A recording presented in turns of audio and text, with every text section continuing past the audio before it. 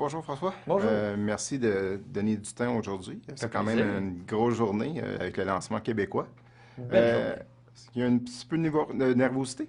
Euh, oui puis non.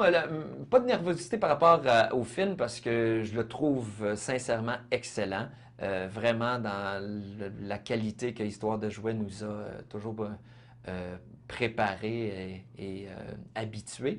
J'ai vu le film deux fois, une première fois avant le doublage et dernièrement à Toronto lors de la première. Donc je sais, je suis confiant que la réaction ce soir va être excellente. Mais je suis un peu stressé du fait que j'ai hâte de voir comment mes enfants vont réagir à ma voix sur une fourchette. Je suis dans mon stress de tout ça aujourd'hui. Justement, en parlant de stress, est-ce que ça se compare comment avec le stress d'avant un show? Ah, c'est totalement différent, tu sais, parce que là, je sais il peut pas avoir, à moins qu'il y ait un problème de projection dans le cinéma, je vois pas. Le film est fait, c'est sûr qu'il va être aussi bon ce soir que, tu sais, quand je l'ai vu à Toronto, le film, l'histoire est écrite, puis c'est ça. Tandis qu'un show, des fois, on peut être moins bon, on peut avoir un soir où on est stressé, donc soit on déparle sur scène ou on se trompe. Là, ça arrivera pas. Donc là, c'est plus la réaction des gens, mais je suis extrêmement confiant. Puis euh, je le sais que les gens vont l'aimer. J'ai vu la réaction à Toronto. J'ai vraiment pas peur. Je sais que c'est un très très bon film. Donc, à partir de là, pour de vrai, je suis beaucoup moins stressé que quand je fais une première.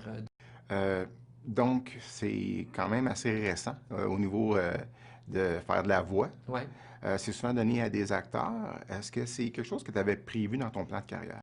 Ben, c'est un rêve pour moi de prêter ma voix à un film d'animation parce que souvent on voit ça, des humoristes qui vont prêter leur voix à des personnages d'animation comiques.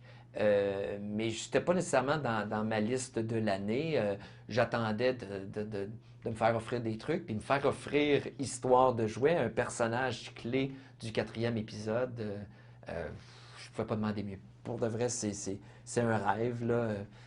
C'est fou, puis je suis tellement content. Puis le personnage, je trouve qu'il me ressemble à ce que je fais en humour. Il est drôle, il est charmant, un peu fou. euh, il est vraiment divertissant, puis je ne pouvais pas demander mieux.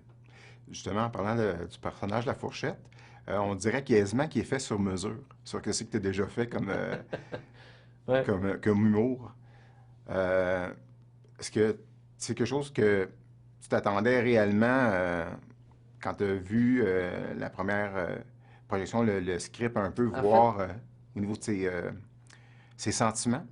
moi, je savais pas, quand je suis allé faire la première audition, je savais pas que c'était pour quel film, quel personnage. On m'avait dit que c'était pour un grand film, un personnage important, puis que c'est sûr que j'allais aimer le personnage. Fait que je savais pas.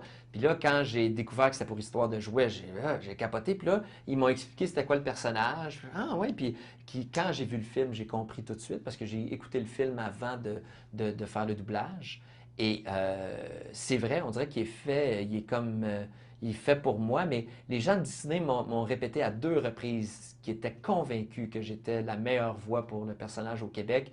D'ailleurs, il n'y avait pas de plan B, ils voulaient absolument que ce soit moi. Ils espéraient vraiment que... Puis c'est une drôle de conversation à avoir avec Disney, tu sais. Moi, j'ai rencontre, j'étais un peu comme épaté d'être là, tout ça, puis ils m'expliquent à quel point qui était stressé que je dise non. Je comprenais pas. C'est un petit peu surréel pour moi. Donc, moi-même, après l'audition, j'ai demandé on est combien à passer l'audition, puis ils m'ont dit non, t'es toute seule. C'est juste qu'on veut voir si ça fonctionne. T'sais, si t'es capable de faire des voix, parce que de faire de la voix pour un film d'animation, ben, j'avais jamais fait ça. Et j'ai été chanceux, vu que c'était avec Disney, j'avais les meilleures conditions que je pouvais souhaiter. J'avais du temps pour le faire, je pouvais être à mon meilleur. J'avais une coach qui était là avec moi pour m'aider à vraiment sortir le mieux de moi. Là. Fait que c'était une très belle expérience. J'ai souvent rencontré des gens qui font de la voix et c'est souvent des gens du milieu de la chanson, ces choses-là. Pour un comédien, la préparation, comparativement voix et un show, est-ce que c'est... La préparation, non, en fait, non, là, c'est plus. Je dirais que ce qui m'a servi beaucoup, moi, pour ça, vu que c'est un personnage comique, mon timing comique était vraiment nécessaire et utile. utile. Maintenant, c'est sûr que, étant donné que c'est plus des comédiens qui sont entraînés à faire ça, qui ont été formés pour ça, qui vont faire ça d'habitude ici au Québec.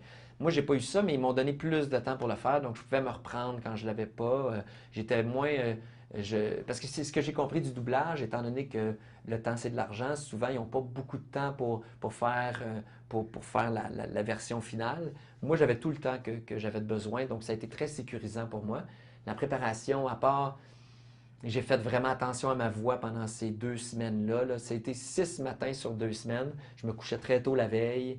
J'ai pas eu de spectacle pendant cette période-là pour être certain que, tu sais, je voulais être certain d'avoir une voix qui pouvait aller dans tous les extrêmes.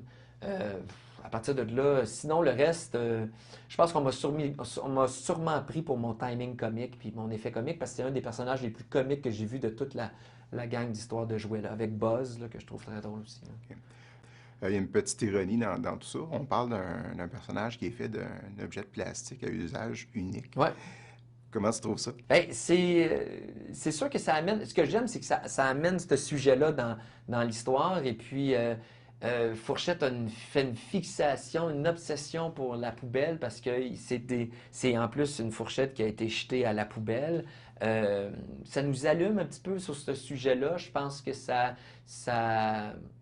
amène l'importance. Tu sais, elle devient.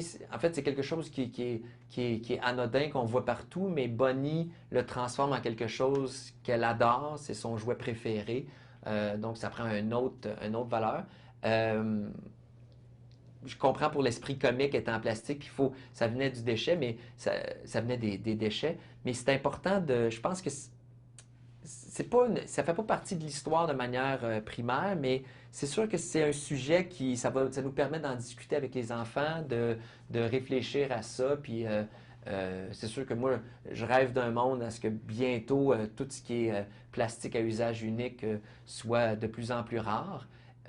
Mais ça fait une histoire magnifique. Puis c'est ça, je trouve que ça parle aussi de... Ce que j'aime d'Histoire de jouets en même temps, c'est que c'est les mêmes jouets. Ils parlent beaucoup de recycler. Tu sais. Il n'y a pas vraiment souvent de nouveaux jouets. C'est les mêmes jouets que plusieurs générations d'enfants utilisent pour jouer. Fait que il amène beaucoup aussi une importance à ne pas avoir 10 000 jouets chez soi, mais d'en avoir quelques-uns et se créer un monde imaginaire avec ça. Fait que je trouve que ça, c'est très comme écologique, là, Et cette vision-là. maintenant que tu as vécu l'expérience, est-ce que c'est quelque chose que tu répètes? Oui, dans ces conditions-là, là, demain matin, sans hésiter, avec une histoire de cette qualité-là, avec un personnage aussi drôle et comique et attachant, n'importe quand. Maintenant, vu que j'ai vécu cette espèce de conte de fées-là avec Histoire de jouer 4, si j'ai apprêté ma voix pour un autre film dans le futur, ça va devoir être quelque chose qui est vraiment dans la même genre de qualité, là, et ça va être difficile à coter, là, parce que c'est une série de films qui a gagné plein de prix, c'est des films extraordinaires, là, ils sont tout le temps en train de se dépasser. J'avais surtout peur que le 4 soit moins bon que les autres, et c'est pas le cas, donc j'aime mieux rester sur cette espèce d'impression de succès-là là, pendant un petit bout. Là. J'en ferai pas une voix d'un autre film tout de suite, là, mais peut-être qu'un jour, je sais même pas, est-ce qu'il va y avoir une histoire de jouet 5? J'en ai aucune idée, mais c'est sûr que là, j'embarquerai n'importe. Ben, je te remercie beaucoup de ton temps encore Merci. et une bonne journée.